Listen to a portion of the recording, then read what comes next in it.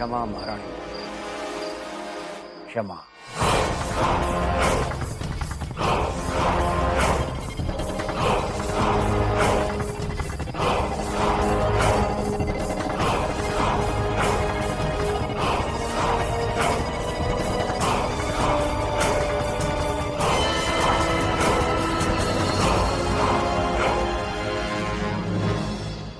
गौस खान, इस समय हमें आपकी तोप की अत्यंत आवश्यकता है। क्या आपकी तोप कड़क बिजली तैयार हो गई? बिल्कुल तैयार है, लेकिन जंग के मैदान में ले जाने से पहले आजमाइश करना जरूरी है। फिर देखिएगा मेरी कड़क बिजली जंग के मैदान में कैसे आग उगलती है। शाबाश गौस खान।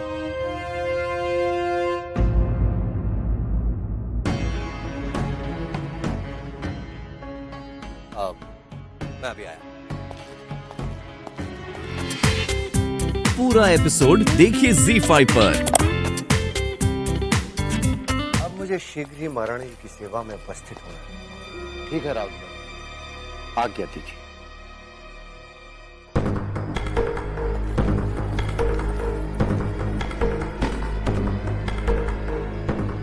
राउतुल्ला जो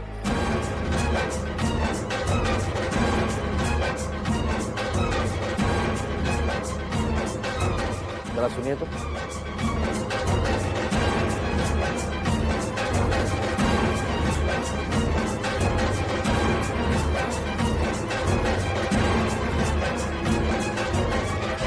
क्या बात है राउत राजू, आप इतने घबराए हुए क्यों? हाँ? मैं? नहीं नहीं, ऐसा तो कुछ नहीं है मोरोपंत जी। आप आदेश दीजिए। आदेश नहीं, बस आपकी महारानी को हमारा एक संदेश दे दीजिए। उनसे कहिए कि दामोदर की चिंता ना करें, हम हैं उनके साथ। जी बहुत अच्छा।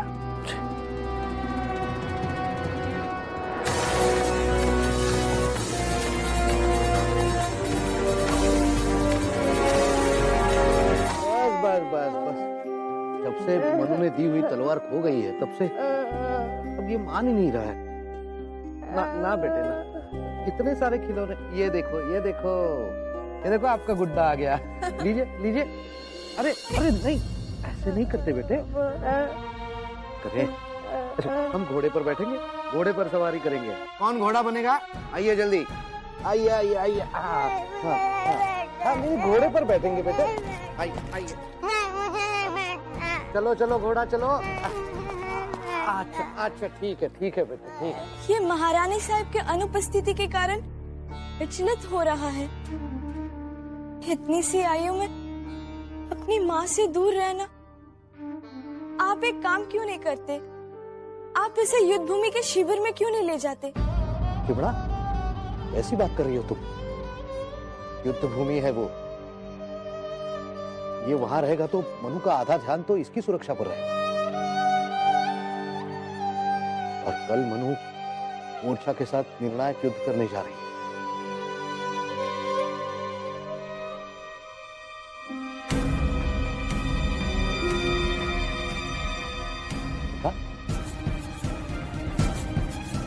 ऐसी स्थिति में तुम्हें ज्यादा तनाव नहीं लेना चाहिए। समझा करो चिमड़ा, हम लोग पहले ही समस्याओं से घिर चुके हैं। तुम्हें विश्राम करना चाहिए चिमड़ा।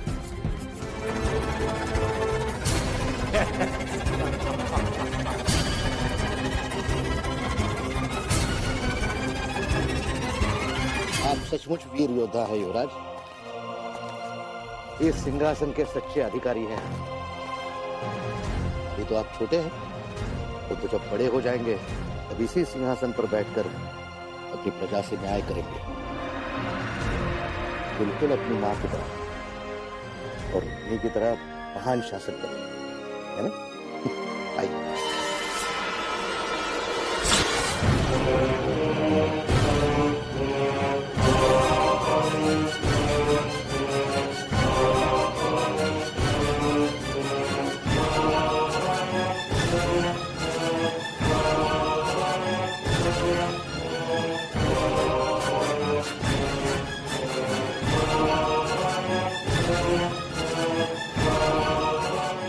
झांसी का थ्रोन हम ब्रिटिशर्स का है।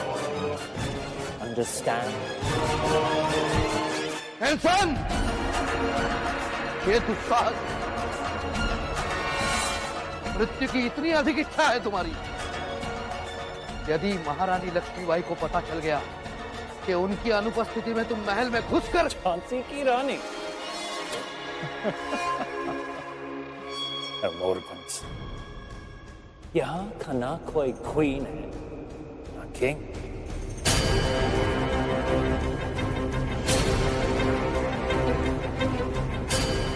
क्योंकि ईस्ट इंडिया कंपनी झांसी को कैप्चर कर लिया है।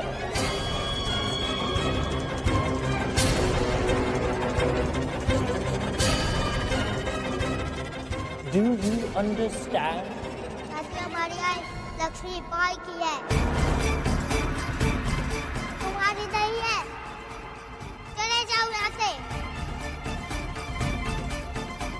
नहीं तो हम अपनी तलवार से तुम्हें मार डालेंगे। चले जाओ यहाँ से।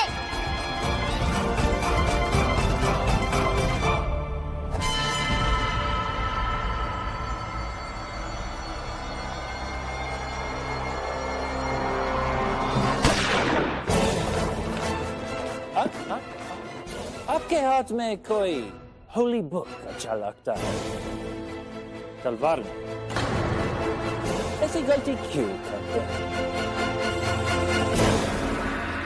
ये भ्रम है तुम्हारा नेल्सन। जब वेद विद्या के हाथ में तलवार आ जाती है तो हाहाकार मच जाता है।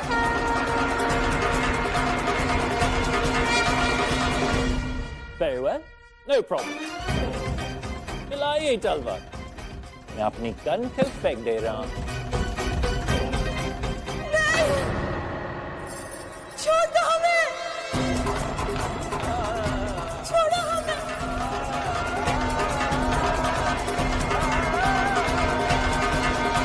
नहीं, छोड़ दो हमें। छोड़ दो उसे, वो गर्भवती है।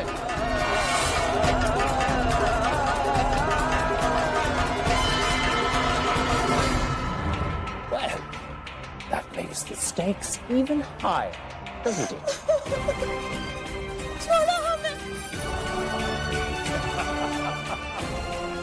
छोड़ो हमें, भगवान की।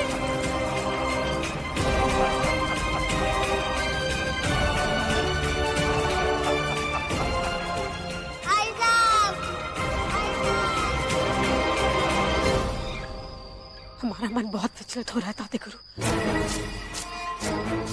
हमारी सबसे हमसे कोई छीनना चाहता है। हम झांसी जा रहे हैं। परंतु भाई साहब, कल हम सूर्योदय होने से पहले वापस आ जाएंगे ताते गुरु, परंतु हमारा जाना आवश्यक है। ठीक है भाई साहब, मन की संतुष्टि के लिए आपका झांसी जाना उचित है। जाइए भाई साहब।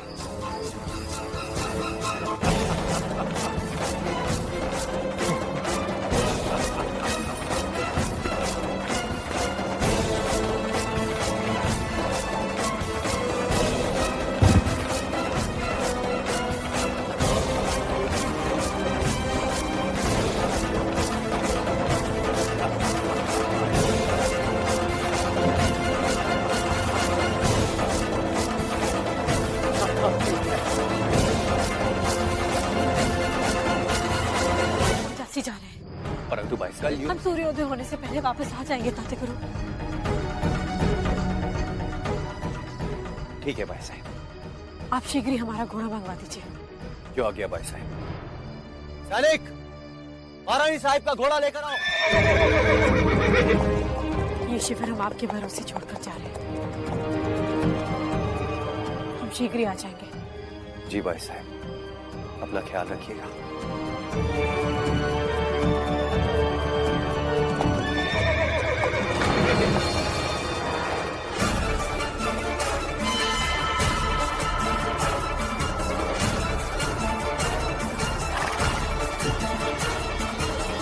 क्षमा करें महारानी साहब, आप कहीं जा रही हैं?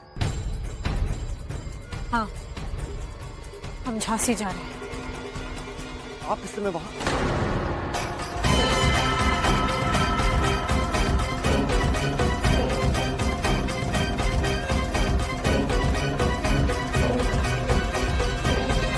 मेरा तात्पर्य यह है कि आपको इस समय वहां जाने की क्या आवश्यकता है? मैं वहीं से आ रहा हूं। मोरोपंत जी और आपकी माता श्री चिमणा बाई के साथ युवराज सकुशल है, सब प्रसन्न चित्त है वहां। हमें अभी इसी समय आपकी सेना चाहिए। अगर आपकी सेना नहीं पहुंची तो हम युद्ध स्थल पर नहीं जाएंगे। हमें मूर्ख मत समझिएगा। अगर इस बार आप अपने वचन से Calm down, Your Excellency. Calm down. At least give me a chance to speak. हम ब्रिटिशर्स प्रॉमिस करते हैं, तेरी बातें भी है। आइए मेरे साथ।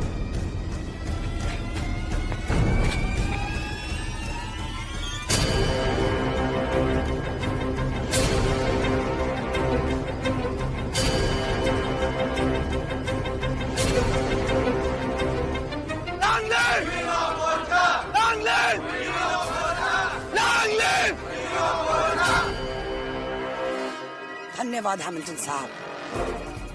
हमें आप पर बिल्कुल भरोसा नहीं था, परंतु आपने तो सचमुच। योर एक्सीलेंसी, फ्रंट पे फेथ रखिए। हम ब्रिटिशर्स हमेशा साथ देने के लिए तैयार थे, तैयार हैं। I'm always at your service. So, what's your next plan? क्या आप जानते हैं हैमिल्टन साहब कि लक्ष्मीबाई के चापलूस और मूर्ख मंत्रीगण उसे दुर्गा का स्वरूप समझते हैं। इसलिए उन्होंने जो योजना बनाई उसके साथ योद्धा भी 10 ही हैं। कल रणभूमि में उसके दोनों तरफ 5-5 की संख्या में उसके हाथ बनकर उसकी सहायता करेंगे।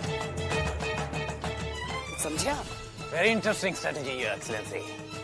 But आपको ये पता कैसे चला कि वो? क्योंकि हम केवल हाथों से ही नहीं, बुद्धि से भी लड़ना जानते हैं।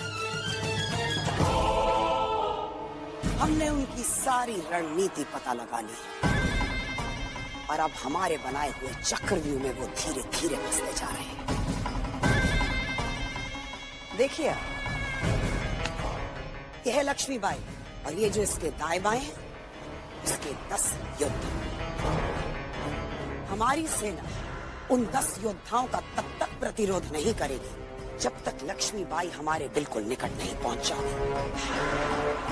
और फिर हमारे योद्धा हमारे बनाए हुए चक्रव्यूह में उन 10 योद्धाओं को घेर लेंगे।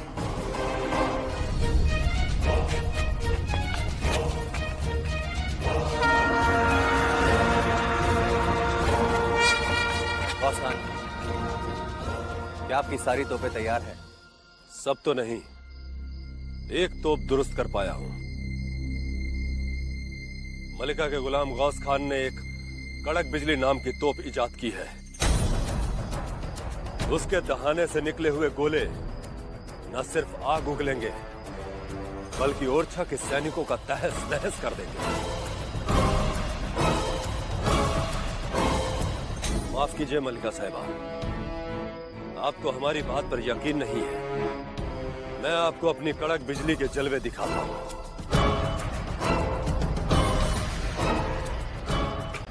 सैनिकों,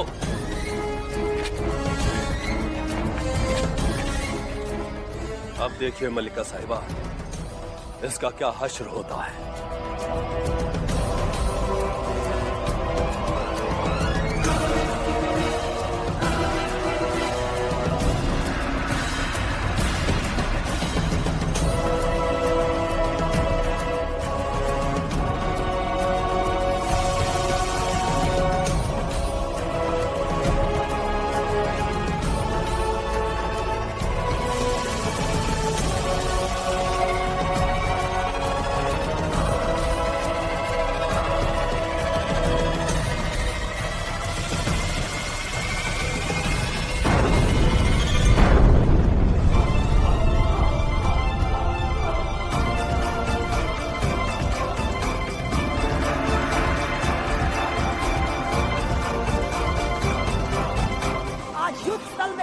नदियां बहा दो। तुम्हारे सामने जो दुश्मन है उसे कुचल डालो। अगर मरे तो शहीद कहलाओगे, और अगर जिंदा लौटे तो ओझा तुम्हारा शौर्य गान गाएगा। अब ये युद्ध निश्चित है, इसलिए जहां तक हो सके रक्तपात से बचते हुए हमें केवल लड़ाई सरकार को अपना बंदी बनाना है। आज हम मिलकर अपनी झांसी वापस लेकर ही रहेंगे, परंतु जब तक हम आदेश न दें तब तक कोई युद्ध आरंभ नहीं करेगा। और अगर किसी ने हमारे आदेश का उल्लंघन किया तो उसका सर हम धड़ से स्वयं अलग कर देंगे। विजय हमारी ही होगी। अभी भी वक्त है।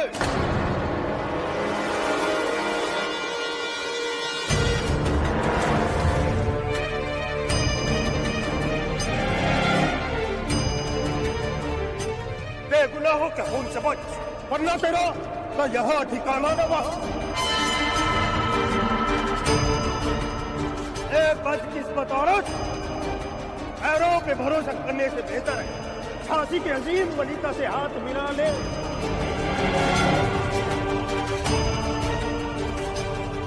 डाले हक है, हक है, हक है, हक। पागल भिखारी तो फिर हमारे सामने आ गया। हर हर महादेव, हर हर महादेव।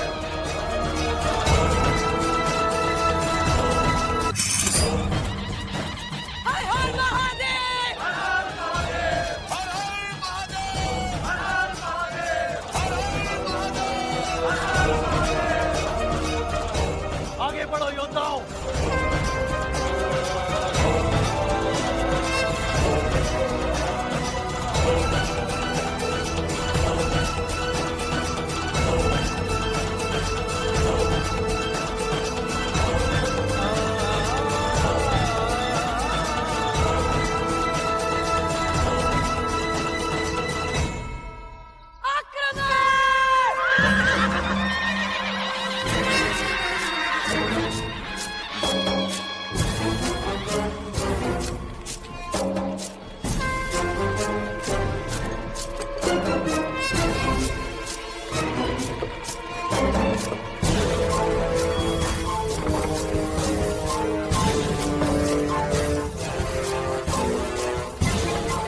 पीछे हटाओ।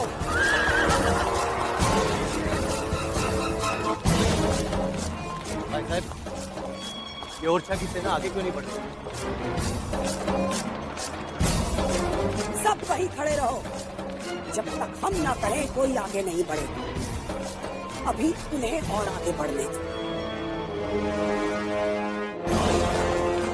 मल्लिका मौसमा, रानी लक्ष्मीबाई अब मैदान जंग के बीचों बीच आ गई है। वो तो हम देख ही रहे हैं, परंतु उन्हें और करीब आने दो।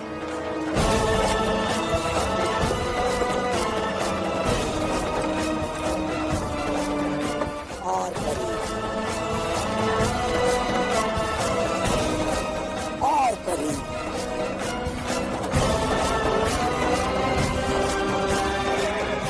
और करीब।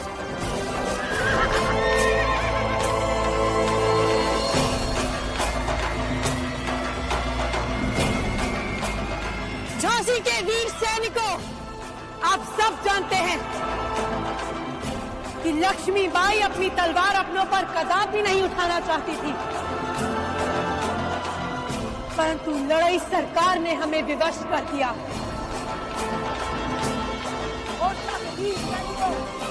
आज युद्ध स्थल में खून की नदियां बहा दो। तुम्हारे सामने जो दुश्मन है उसे कुचल डालो। अगर मरे तो शहीद कहलाओगे, और अगर जिंदा लौटे तो ओझा तुम्हारा शौर्य गान गाएगा। अब ये युद्ध निश्चित है, इसलिए जहां तक हो सके रक्तपात से बचते हुए हमें केवल लड़ाई सरकार को अपना बंदी बनाना है। आज हम मिलकर अपनी झांसी वापस लेकर ही रहेंगे, परंतु जब तक हम आदेश न दें तब तक कोई युद्ध आरंभ नहीं करेगा। और अगर किसी ने हमारे आदेश का उल्लंघन किया तो उसका सर हम धड़ से स्वयं अलग कर देंगे। आक्रमण!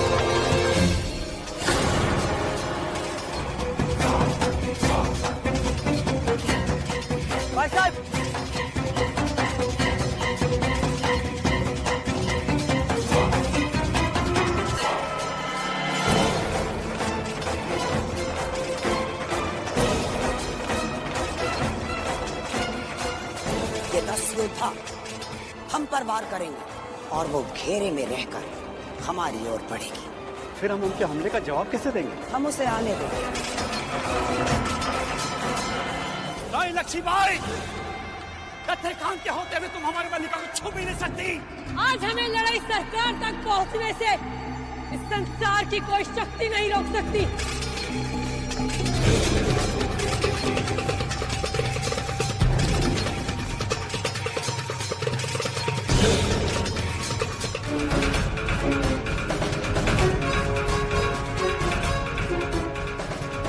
भाई साहब,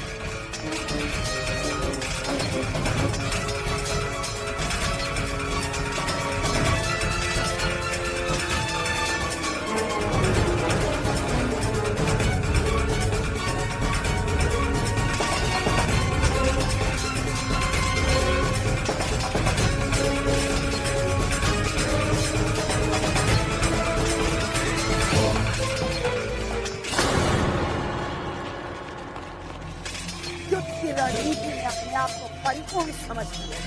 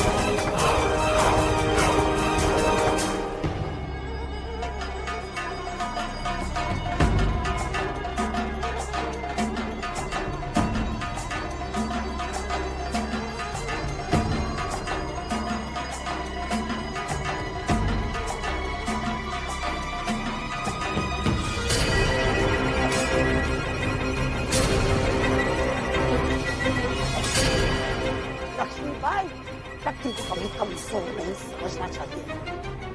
तुझे क्या लगता है मूर्ख है हम? तू कोई भी रणनीति बनाएगी हमें पता नहीं चलेगा। शत्रु शत्रु होता है, परंतु तू अपने स्वाभिमान में यही सोचती रही कि शत्रु अंधा और बुद्धिहीन होता है। जिंदा नहीं छोड़ेंगे हम तुझे।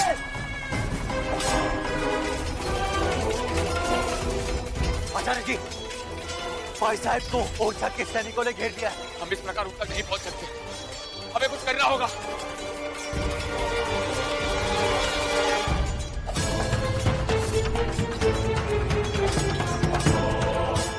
आचार्य जी, मैंने सोच लिया है।